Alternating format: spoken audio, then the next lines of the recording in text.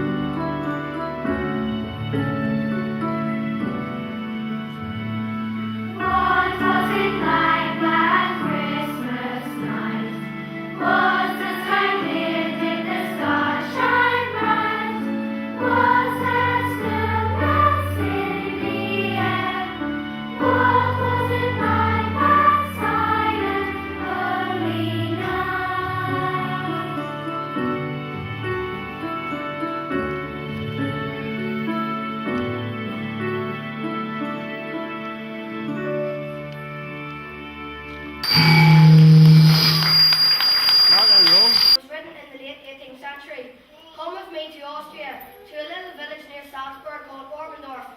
Here you will meet the villagers and their children. It is early in the morning on Christmas Eve, and soon everyone will be busy preparing for the festival.